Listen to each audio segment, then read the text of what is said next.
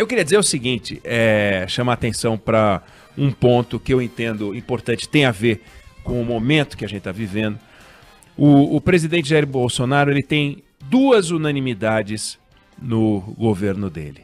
Uma unanimidade é a ministra Tereza Cristina da Agricultura. Única figura no governo, única, que poderia trabalhar em qualquer governo, de qualquer país, porque ela tem preparo, tem postura, a atitude que ela demonstra até aqui tem sido irretocável, né? Tem muita gente que elogia o ministro Tarcísio Freitas, eu mesmo já elogiei o ministro Tarcísio Freitas várias vezes, mas a lista de promessas do ministro ainda é maior do que a lista de realizações, de forma que unanimidade, Tereza Cristina. Tem uma outra unanimidade na outra ponta, que é o ministro Ernesto Araújo, das Relações Exteriores. Felipe Bueno, viu, Pablo? Toda vez que eu falo do Ernesto Araújo e falo do nosso chanceler, ele fica revoltado, porque ele não usa esse termo. Usa outro, né? Mas chanceler, ele fica bravo. Viu, Ernesto Araújo? Aí o Felipe Bueno não gosta do senhor, porque acha que o senhor não é chanceler. Mas o fato é que o Ernesto Araújo é uma presença tóxica. Ele politiza, ele complica, ele contamina com a visão de mundo tacanha que ele tem todas as discussões, até mesmo aquelas que são técnicas e que deveriam ser técnicas, ele atrapalha. Então, a Tereza Cristina ajuda o presidente a entender o mundo e o Ernesto Araújo ajuda o presidente a irritar o mundo. Se fosse simplificar, as duas unanimidades do governo fazem isso mesmo. Mas, desde que o Abraham Weintraub deixou o Ministério da Educação e foi se acomodar de favor num emprego público nos Estados Unidos, em vez de mostrar todo o seu conhecimento, na iniciativa privada, sem pedir favor para ninguém, o presidente Jair Bolsonaro encaixou ele num emprego público lá, o Ernesto Araújo reinava absoluto, né, como a unanimidade na ponta tóxica do governo. Mas eis que, nesse momento com a crise do coronavírus, surgiu um rival à altura dele para dividir o caneco nesse campeonato das nulidades, que é o ministro da Saúde, Eduardo Pazuello. Um desastre. O Eduardo Pazuello, quando ele surgiu, o general estuda, né, gente? Ninguém chega a general sem estudar muito. Ele estudou muito, especialista em logística, então ele passou a impressão de que ele poderia contornar a falta de conhecimento técnico na área da saúde com o conhecimento que ele adquiriu ao longo da vida. O Ministério da Saúde ou outro ministério qualquer não precisa ser comandado por um especialista da área. Tanto que os políticos podem ser ministros e não são necessariamente especialistas na área que eles pilotam. O José Serra, senador, ex-deputado, foi ministro da Saúde, foi ministro das Relações Exteriores também, mas foi ministro da Saúde e ele não sabia a diferença, não sabia, entre bula e burca. Não tinha a menor ideia, era hipocondríaco. Então ele era consumidor, mas não era um cara da saúde, é um sujeito que era formado em economia. Mas foi um grande ministro da Saúde. Então, de repente, puxa vida, o Pazuello poderia fazer o mesmo, não tem por que ter má vontade, né? É general, a gente não quer. Não faz o menor sentido isso.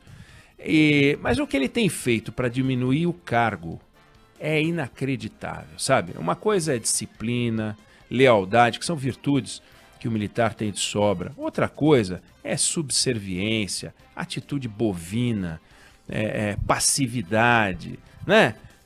A maior parte das pessoas que passasse pelo que ele passou, que foi humilhado em público pelo presidente da República, ia dar uma banana pro chefe e ir embora.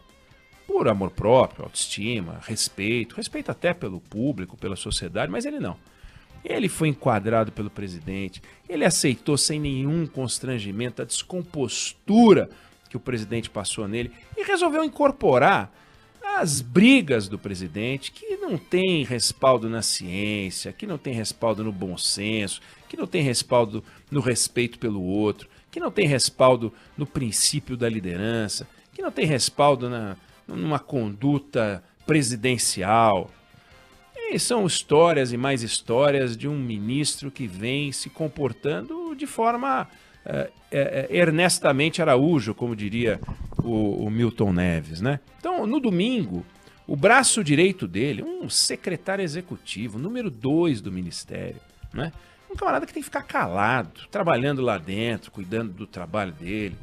O que esse camarada fez? Partiu para cima de um governador de estado. A hora que a gente põe nome, o João Dória, inimigo do governo. Ele é governador de São Paulo, isso é um técnico do governo, deveria ser, né? Não é, como a gente vê.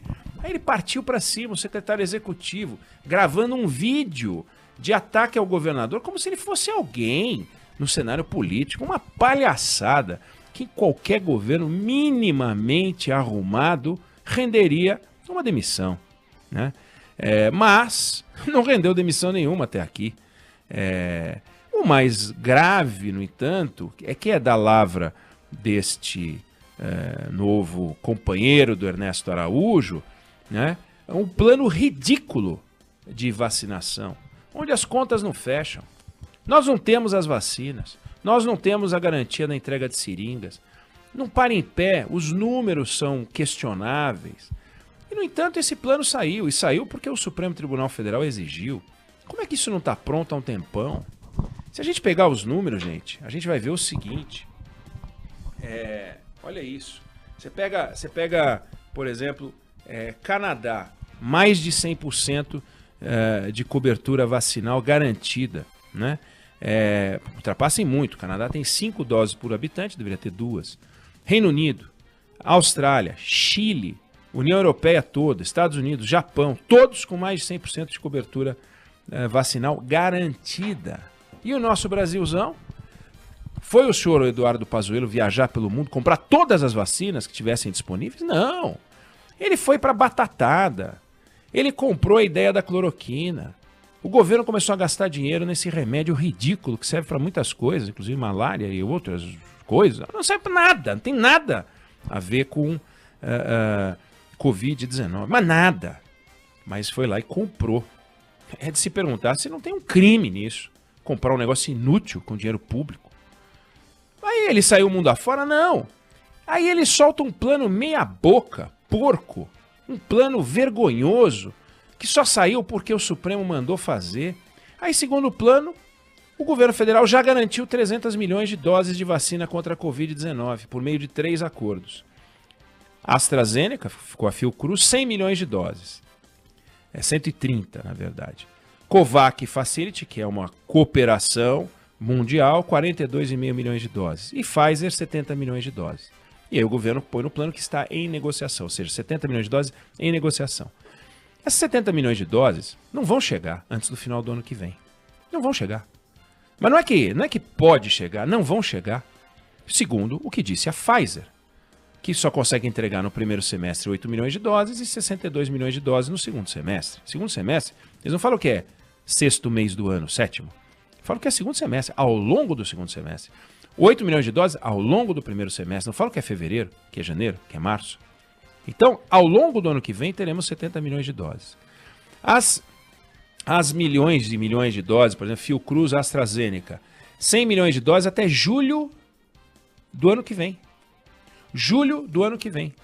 E mais 30 milhões de doses no segundo semestre. Então, até julho do ano que vem, e nós acabamos de noticiar, o Eduardo Barão cobriu na forma de narração e gol a primeira vacinação, né, a primeira pessoa vacinada em Long Island, Nova York, hoje, dia 14 de dezembro, como a gente deu no dia 8 a vacinação na Inglaterra, nós estamos falando em iniciar um processo de vacinação que nestes países vai acabar em 2, 3 meses, o nosso vai acabar daqui a 1 ano. É isso? É razoável? Veja bem, daqui a 1 ano para 50 milhões de brasileiros.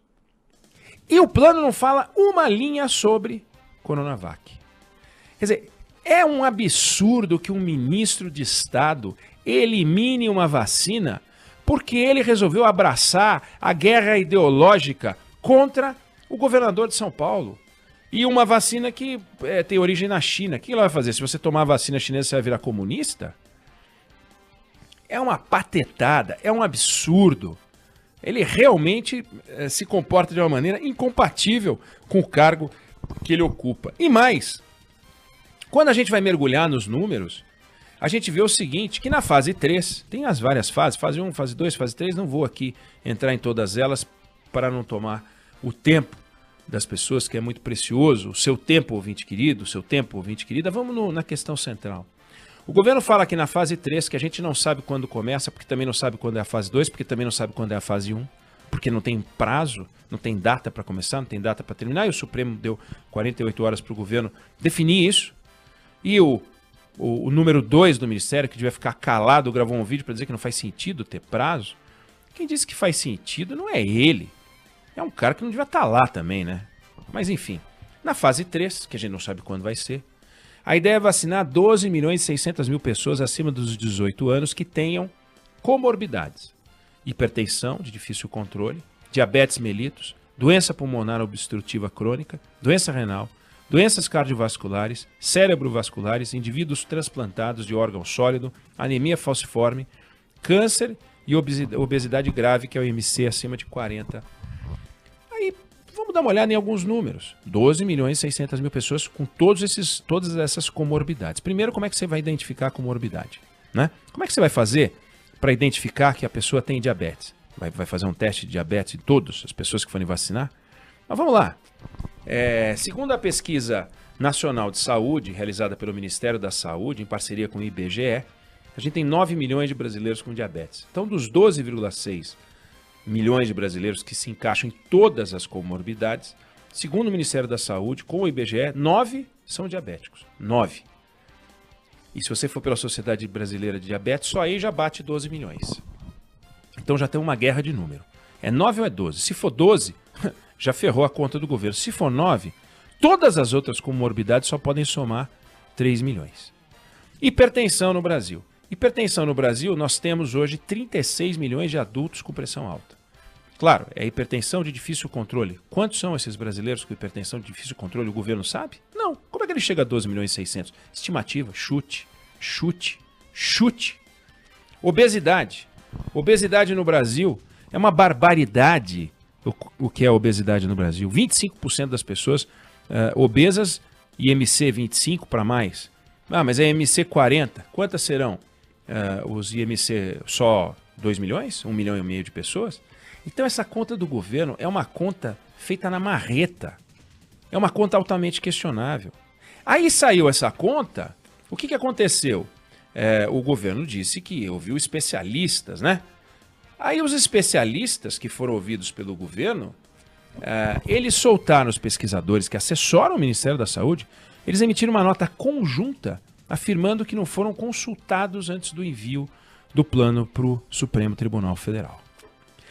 Ou seja, desrespeitaram os especialistas que dizem ter ouvido, mentiram, porque os camaradas não foram ouvidos. Aí, obviamente, o governo, não, nós ouvimos, mas cada um na sua especialidade, eles não tinham direito a isso, eles só deram a sua palavra. É uma piada, uma coisa tratada com política, baixa política. Um ministro que deveria engrandecer a pasta, que deveria dar orgulho para as Forças Armadas. Olha que bacana, a gente botou um general lá e nós vamos ajudar o Brasil a sair desse enrosco. Ele é especialista em logística, vai ajudar o brasileiro, né? Vai mostrar que a gente tem condições de ajudar. Condições nenhuma, claro que não. Não acho que é uma mancha para as Forças Armadas a presença do Pazuello lá. É uma mancha para o país ter um camarada como ele lá. É uma mancha para o governo ter um camarada como ele lá. É um desastre para nós saber que tem alguém que começou bem, que aliás disse que ia comprar vacina chinesa quando levou a descompostura do governo e foi enquadrado. Então, que fique registrado. Temos um concorrente à altura de Ernesto Araújo, que é o senhor Eduardo Pazuello, que já virou uma unanimidade, um desastre no Ministério da Saúde, alguém que deveria ser demitido sumariamente.